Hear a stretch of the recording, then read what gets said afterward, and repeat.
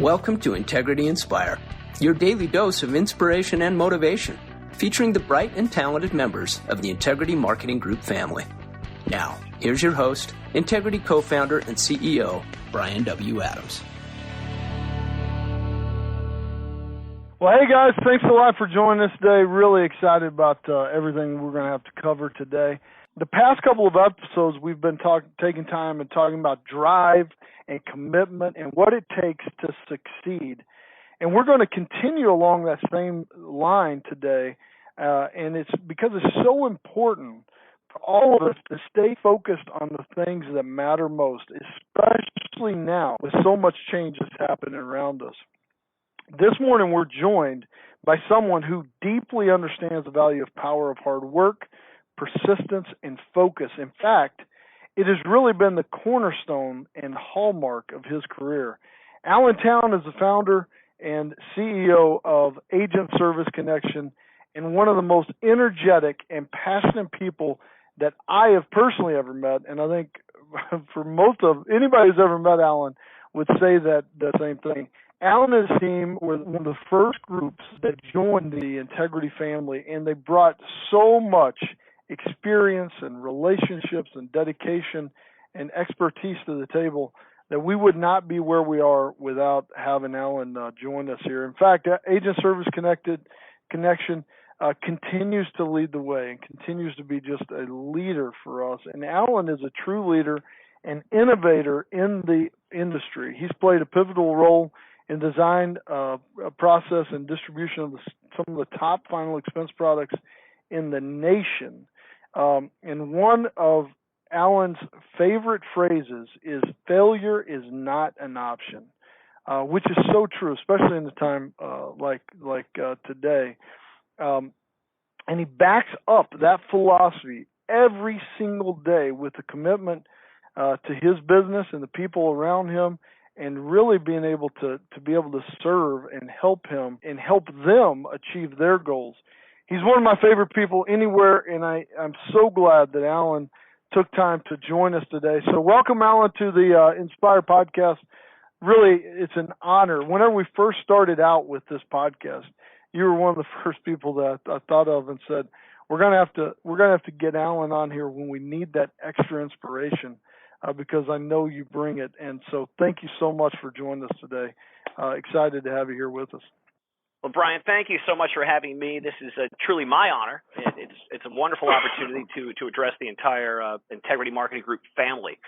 A little bit about myself and how I got started. I started in the business back in 1988 at the age of 23, and really was extremely fortunate. I had great mentors early on in the business. I spent the first 12 years working for two extremely successful senior market focused IMOs, where I really consider myself to have really had the best education possible. And so that's really where I learned the business. And so I kind of look at my first 12 years in the business as kind of my college education. Got my PhD in the insurance business, if you will. So however, at the age of 35, I kind of found myself at a crossroad, and I knew I was just ready for that next challenge. So I decided it was time to take a shot on myself. So I walked away from what was a very comfortable lifestyle. I had a high six-figure income, had a country club membership, of course, and the Mercedes lease, and I just decided, I've got to go chase my dream. So that's exactly what I did. Man, first of all, I want to come back to that. You're one of the most charismatic people that I've ever met. In fact, you and I think we met in like 05 or 06. We were in the Bahamas at a company event, and my wife, doesn't get really caught up in a lot of glitz and glamour of a lot of stuff that we do. And it was funny. She was immediately like drawn to you, and she was like, who is this guy? Like, he's got more charisma than anybody I know. And so for years, she just called you the Matthew McConaughey of insurance. It was all right. She was, so you have that impact on people that people don't forget you. And so when Robin heard that you were going to be on today. She was like, I can't wait to listen in on this one because she even gets excited to hear all the great things that you're part of. And man, listen, I mean, if people see you and people know you, they see a certain side of Allentown that is always like happy and energetic and I mean, listen, you've been incredibly successful. I mean, you have been blessed beyond measure, and you enjoy some of those things. But man, it wasn't always that way, right? So when you left that career, which for a lot of people it would have been just easier just to ride that out and just continue to where you were going, because you weren't going places, man. You were places, like you were on top of the heap at that point already. But whenever you left, I mean, tell us a little bit. I've heard some of your story, but tell us a little bit about how you started. When you were 35, what was it like when you said, "Listen, I'm going to do this thing." You had that passion. You were kind of led to do it. You felt compelled to do it. What was that like? What were some of the things that you remember from that time? Yeah, Bryan, I got to tell you, I learned early on that being average is a choice. Being extraordinary is also a choice. I chose extraordinary. Being average is just way too easy. And so I wanted to do something extraordinary with my life. I was starving to find that next best version of who I was going to become. But I got to tell you, my company comes from extremely humble beginnings. I started my company in my parents' dirt floor, asbestos-lined basement up in Rhode Island. True story. Hold on. Did you Back say? in 2000, did you say dirt? Like like a musty old basement with a literally dirt floor. It was a musty, mold-filled, damp dirt floor. Oh my God! Listen, I was raised in an old Victorian home over 100 years old up in Rhode Island. They all had basements, but there were no concrete floors. So back then, over 100 years ago. So, but it gets better. So back in 2000, when I decided it was time to take off on this journey and to bet on myself and to get a little uncomfortable, okay? Because getting out of your comfort zone is uncomfortable. But I decided it was time to do this. So I moved back in with my parents, with my family at the age of 35. And I started my company in my parents' musty, mold-filled, damp basement with a dirt floor. And I haven't told you this, but I had a burlap bag because there were actually 3 rooms down in the basement. So I took over one of those rooms. Asbestos pipes lined the ceiling, dehumidifiers running like mad to keep the Pitney Bowes machines and phones and the computers and and all of my envelopes and the glue on the envelopes and the paper from curling.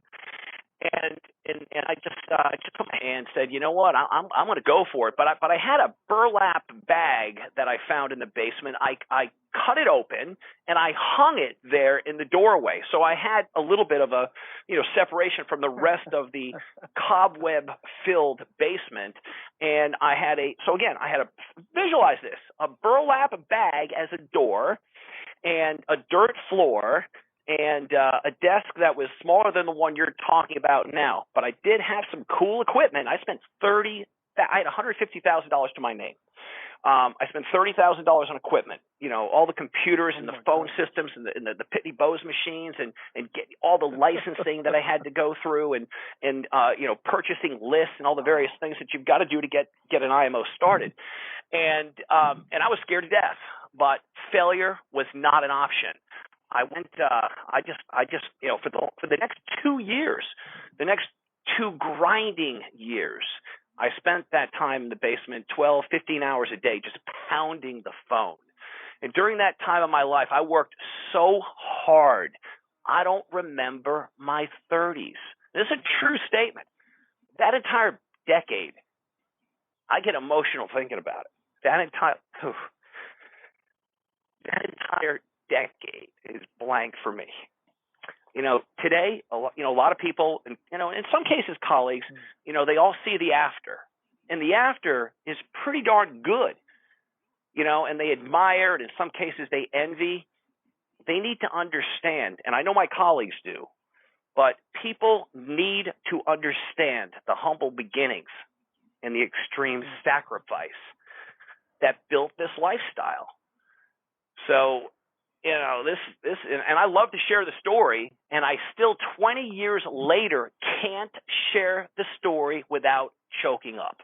Alan, man, thank you for sharing that. I mean, this is what like the American dream success story is all about. Like you hear about people who started businesses in their garage or in their house. I mean, when I started Integrity, when we were in Integrity, man, we were working from my home. In fact, I mean, when I got married, there were 6 people in cubicles upstairs in my house. There was probably a lot of people wondering, what in the world, like, is he doing over there, right? My neighbors had to be questioning some of the things.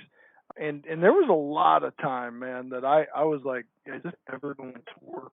Like, I mean, should I get a job waiting tables at night? Should I do something else just because? I always knew in my heart, I had that conviction, like, this is going to work. But I was having to borrow money just to live.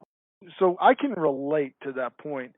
I don't remember a whole lot of my late 20s, early 30s because I was just so like, maybe in survival mode is the right word, but it was just like that.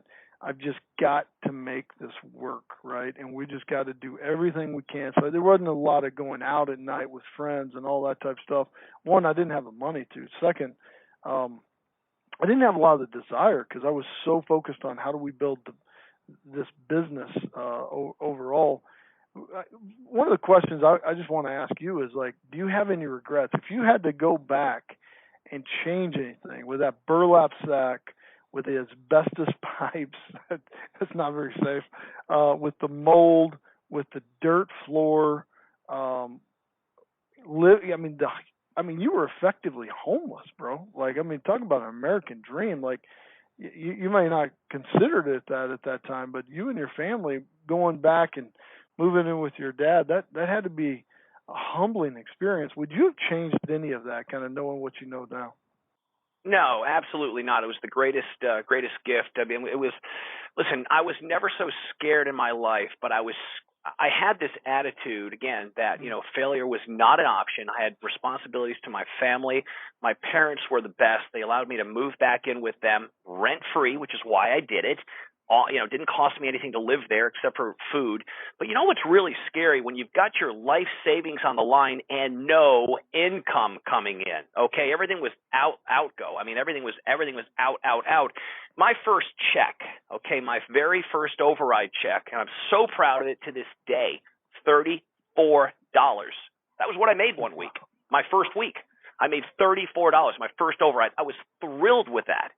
And I'll never forget it. So, like I said, again, the attitude I had was that failure was not an option, and nobody in the world was going to outwork me. Nobody was going to outdial me. Now, think about what I just said. Outdial me? What are you talking about? I taught myself to love the phone. The phone is our most valued sales tool. Social media, digital marketing, email, YouTube, Facebook, none of that existed when I started. You want to recruit, you want to build, well, then you better learn to love that phone. And when things got hard, and boy, they were hard, I worked harder, okay? So, listen, and I learned a long time ago, I'm fiercely loyal to my agents. Many of them have been with me for over 20 years. And heck, some of them are on this call right now. Existing partners, people like Frank Buse, Scott Riddle, and my friends over at Savers Marketing. I mean, just to name a few, folks that I've done business with for over 20 years. Great friends, great mentors.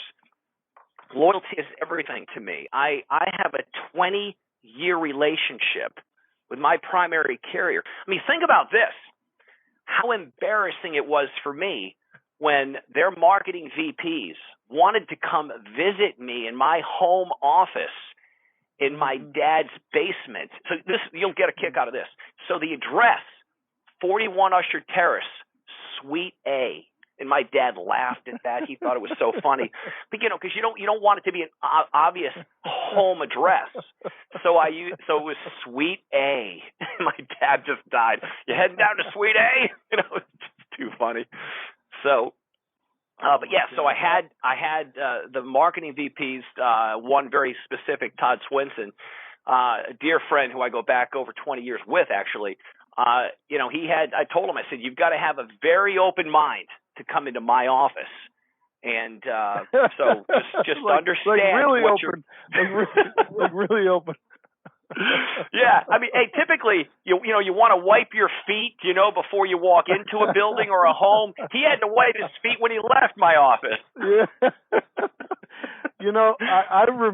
I remember, like, I can relate so much. I remember, and Stephen Prince is on this call. Like, I remember Stephen coming to work with me at my house, and Lisa Cook working from my house. There were several people still with us today that started out there. I remember, like, people saying, well, hey, can I come in to see you? And I was like, yeah, let's go out to this restaurant. Let's go meet at this hotel. Like, anything but come to my house, because I didn't want them to know I worked from my house. I even changed the doorbell because I didn't want, if somebody rang the doorbell, two things. Working remote now is so much more acceptable than it was 15 years ago, right? Or 30 years ago, whenever. It is so much more acceptable. But I was scared that whenever my doorbell rang, people would hear like a ding, ding, ding, ding, or whatever. And it would be like, is that your house? So I changed out my doorbell to just where it would go ding, and then you kind of know. And then if your dog barked, oh my God, if your dog barked, that was a telltale sign. So it was something I was always worried about. How do you protect it? Because I had a dog at the time. How do you make sure your dog doesn't bark during the workday? But looking back, for me, some of the most exciting, fulfilling times in my life were literally working remote, like working at home, trying to, like, just going, I don't have anything. Like, I literally don't have anything, and I'm just hoping that we can make this through this. But I agree. Like, I wouldn't trade it for the world. Now, you said something really important, and it was something I felt as well. You said that no one was going to outwork you, and you know what? I find that is one of the keys to success for most people. So people talk about, like, if you go to get you got to get this big degree, you've got to go out and get you got to get all this education. The truth is, for me, I've got a college education, but honestly, I don't know that it's really done all that much for me in business. The truth is that my whole philosophy was I'm like a super average guy. Like, there's nothing, no one would ever accuse me of being extraordinary. I know that whatever I do, deals, I can build relationships and work harder. And you said that as well, and I think that that's the key. Like, if you talk to Mike White, if you talk to John Wayne and Lenny Anderson, like some of our partners, we've got some amazing partners. Some of the guys you just talked about, Frank Buse and others, like those guys, like if you boil down a lot of like their secret, it was hard work. They were willing to do things that other people weren't willing to do, right? You gave up your 30s. Like, most people aren't going to give up their 30s, but because you did that, you're living, let's just call it what it is. I mean, for most people, they will never experience the kind of lifestyle that you currently have. But it wasn't possible if you weren't willing to make that extra call, put in that extra hour, and do that kind of extra, go be homeless, like go live with your dad. Like, none of that would have happened if you wouldn't have been willing to do that, right? Yeah, Bryan, I'm living the dream. Just call it what it is, and I really am. But I want to tell you something. You'll never call my office at 4 o'clock in the afternoon on a Friday and not find me at my desk. I'm still a worker. So, we can't rest on our laurels. And I got to tell you, being a part of Integrity Marketing Group, I now feel myself accountable to a much bigger cause now. And it's wonderful. I mean, I'm thrilled to be in this position and thrilled to have this kind of this shot in the arm. I was quite frankly kind of bored and things were on autopilot. And so this has been very rejuvenating for me.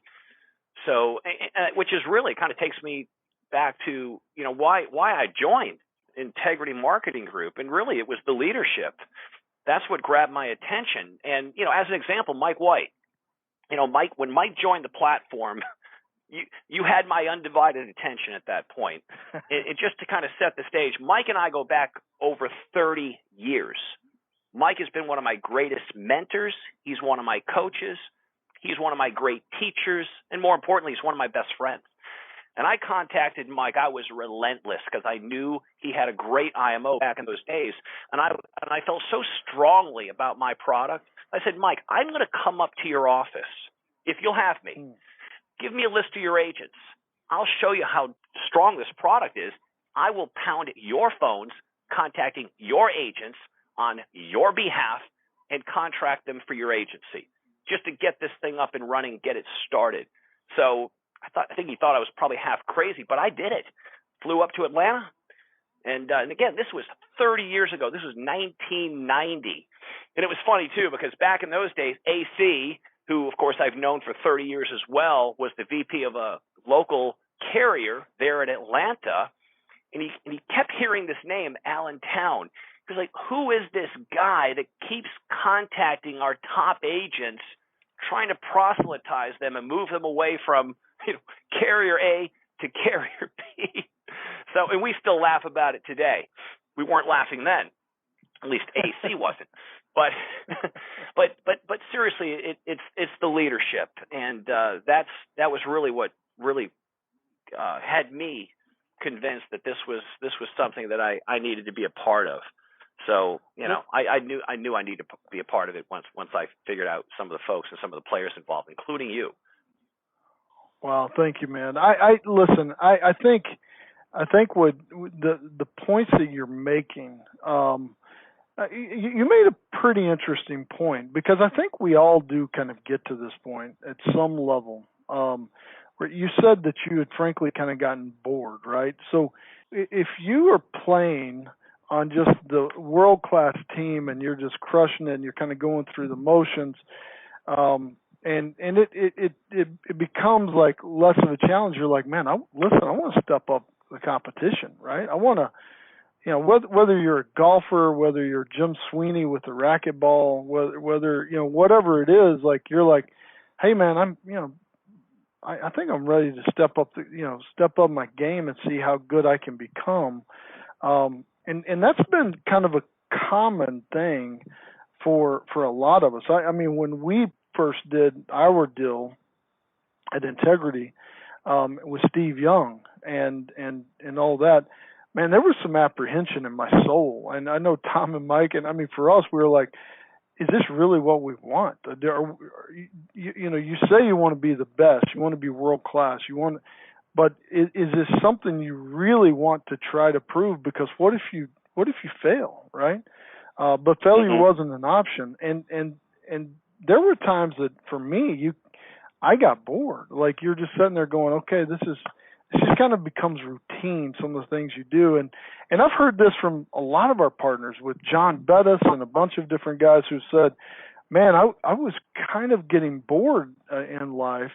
And now that you become part of Integrity, you become reinvigorated, because everybody, all these legends around you, like the guys that you're mentioning, the people that you're talking about, like you don't want to let them down. Like these are your partners, and you want to help. Like you want to be the guy who is like helping lead the way, not being drug along, right? And that has been such a powerful kind of motivator, and it's just been innate, because when you pull all these kind of legends together like you and these other guys, it has been so fun and special to watch for all of us to be part of this opportunity to go, let's all now go see how good we can become. And I think most of us would say we're all working harder than we ever did even before, right? Yeah, there's no question. It's funny. I'm finding myself coming into the office earlier than I was before. I'm actually excited about Monday morning. I mean, what is wrong with me? I mean, are you kidding me? After 32 years at this grind of a business, and it is at times. I mean, it's hard work, but I've got to tell you, it's lonely at the top. It's a lot more fun. It'd kind of be like, hey, Derek Jeter playing for the Yankees, best player on the team.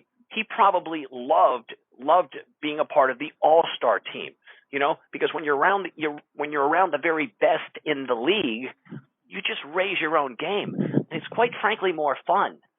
And as cliche as it sounds, I mean, we truly are sharing best practices. I'm much better today than I was 3 years ago, but that's only because of osmosis. I'm pulling and learning so much from others that are doing much bigger and greater things than I am. In addition to that, we're learning from other divisions, the folks on the Medicare supplement side, the folks on the MA side, the folks on the long-term care side. It's amazing. So, yeah, it's kind of like you say. I mean, and we'll just keep using it because it really is the best analogy. Rising tides truly do raise all boats. That's true. There's a lot of people out there, a lot of guys, a lot of people that are in our business that look at you and want, to go, man, life just must be easy. It must have always been easy for Alan. He's just got such a great demeanor, great personality, great life. But the fact that you shared some of your humble beginnings, kind of where you began, and what I would say to those people that are on this call, including myself, that whenever we sit there and you go, man, if you start resting on your laurels and you just start going, man, I've done pretty good. Well, good is the enemy of great, as it says in the book, Good to Great, right? Good is the enemy of great. And if you want to be world class, you have to be willing to do or not willing to do. You've got to be willing to work until 5 o'clock on Friday. You've got to be willing to put in that extra effort. You got to be willing to do the right thing. And do what you say you'll do when you'll say you'll do it. You have to always be able to do that. And that's one of the reasons we named integrity is because we wanted to be held to that standard. We wanted to have integrity in everything we did, but we also wanted people, when they thought of us, wanted them to go, man, those guys have integrity and I want to be part of that.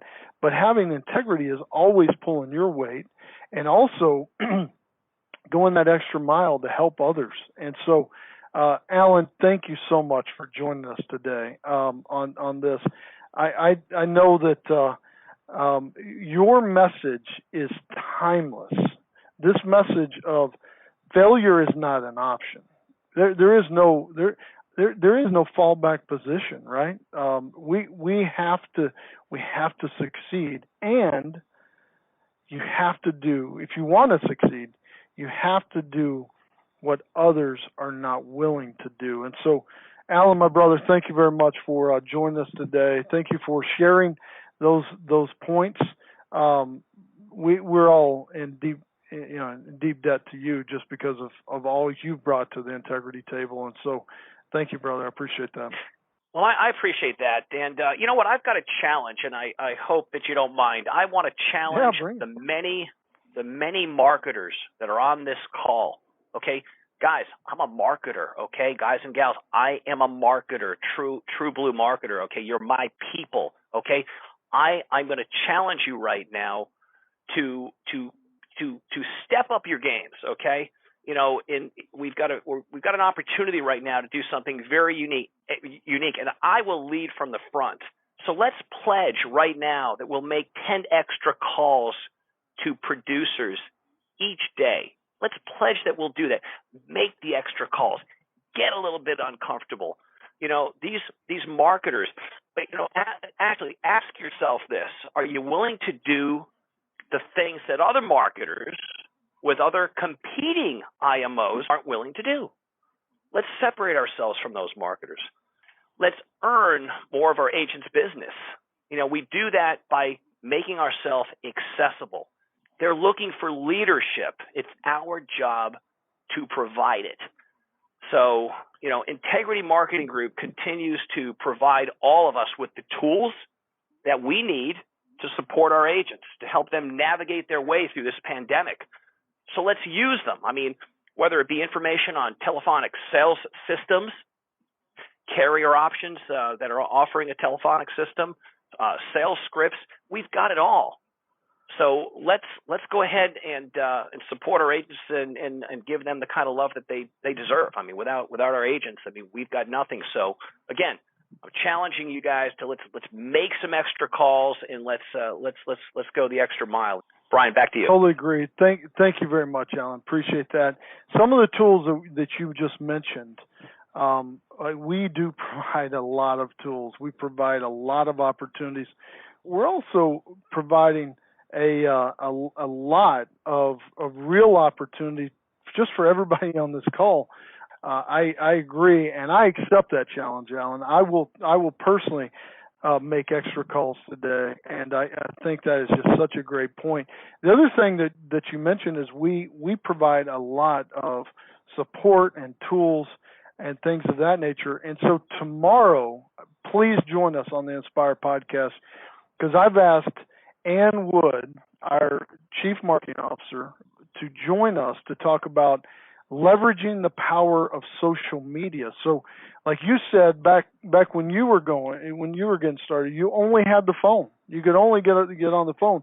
Today, we have the phone, but we have also the tools like social media. And so one of the things I've asked Ann to do is come on and share some ideas and best practices for everyone here, personally and professionally, on how to utilize social media. This is such a powerful tool that a lot of us may not know how to fully utilize. And so I've asked her and her team to come on this podcast and share, because Thomas Arts has they have what they've created is second to none.